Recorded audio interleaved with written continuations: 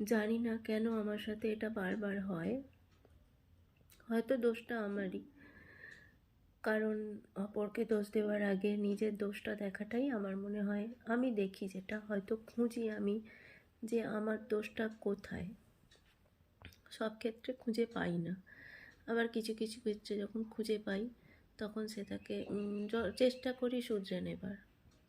তো এখন যেটা হয় সেটা হচ্ছে, কিছু কিছু মানুষ আছে যারা ডাইরেক্টলি অপমান করে, ছোট করে, আছে।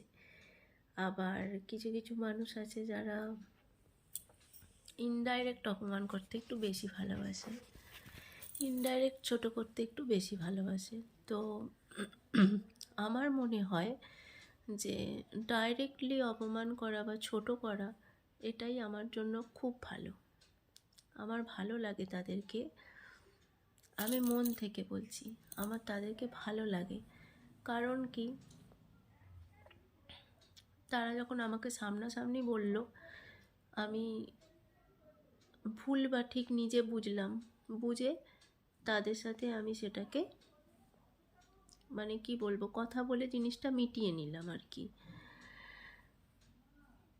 আর যখন কেউ ইনডাইরেক্টলি অপমান করে, ছোট করে, তখন আমি না পারি তাদের সামনে গিয়ে কিছু বলতে, মানে আর না পারি চুপ করে, মানে চুপ করে থাকলেও মনের মধ্যে একটা কষ্ট হয় যে কেন এরকম করে।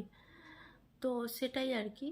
আর আমার জীবনে আবার এই ইনডাইরেক্টলি অপমান করা, ছোট করা, এই মানুষগুলোর সংখ্যা এত বেশি, এত বেশি যে মানে প্রত্যেকটা দিন ছোট হতে হতে, অপমানিত হতে হতে হতে হতে যে কোথায় নেমেছি, মানে নিজেরই বোধহয় আর অপমান বোধ বলে কিছু থাকবে না আমার মনে হয়।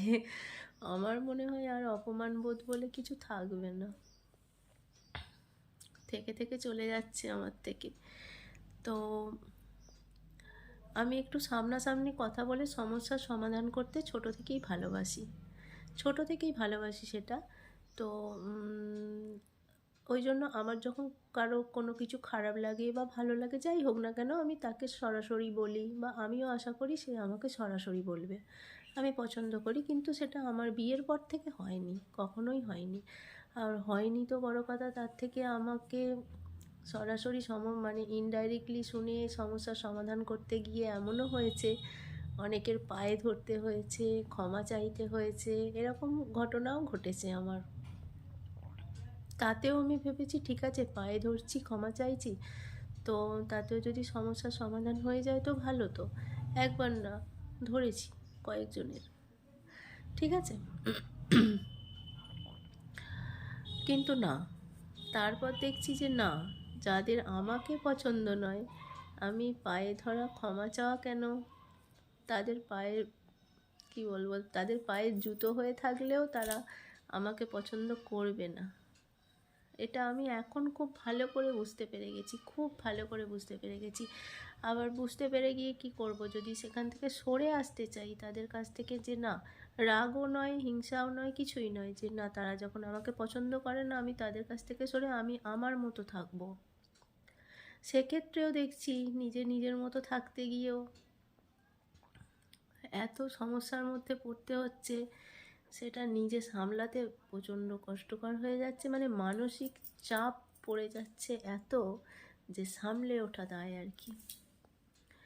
সেটাই আর কি, মানে কষ্ট হচ্ছে খুব, যার জন্য আর মানে চেপে রেখে হাসি মুখে থাকা, অন্যরকম ভিডিও বানানো, রিলস বানানোর চেষ্টা করি, কিন্তু আজকে কি জানি কেন মনে হলো যে তোমাদের সামনে এটাই একটু প্রকাশ করি, সেই জন্য আর কি শেয়ার করে ফেললাম।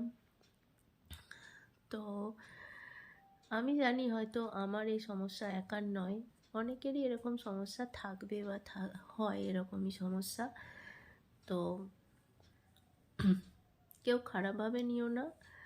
আর আমি সব সময় আমার নিজের দোষটাই সব থেকে বড় করে দেখি, যে কেউ আমার সঙ্গে এরকম করছে, তার মানে আমার কোনো দোষ আছে, আমার কোনো ফল্ট আছে, খোঁজার চেষ্টা করি। তো তোমরাও আমাকে এতদিন দেখছো, আমার চ্যানেলে যারা আছো, দোষ গুণ ভরা মানুষ, কোনো মানুষই নির্দোষ হয় না, সবারই দোষে গুণে ভরা হয়, আমিও তেমন। তো জানিও যে আমার যদি কোনো ভুল থাকে, দোষ থাকে, তো তোমরাও আমাকে ভালোভাবে বলো, কিন্তু কখনো কোনো রকম সংকোচ করো না, কিন্তু প্লিজ কেউ কোনো খারাপ কমেন্ট করো না। এটুকুই বলবো আজকে। আবার পরে তোমাদের সাথে এরকম ভিডিও ইচ্ছা করে শেয়ার করি, কিন্তু অনেক মানুষ আছে যারা ভালোভাবে নেয় না, অনেকে আছে যারা, তার জন্য ইচ্ছা করে না, আবার থাক, এইরকম আর কি। কিন্তু আমার ভালো বন্ধু ফেসবুকে অনেক আছে যারা আমাকে অনেক দিক দিয়ে সাপোর্ট করে, ভালো ভালো কমেন্ট করে, তাদের জন্যই আজকের এই ভিডিওটা করলাম। তো সবাই ভালো থেকো, সুস্থ থেকো। আবার অন্য সময় আসবো অন্য একটা ভিডিও নিয়ে বা ব্লগ নিয়ে। টাটা।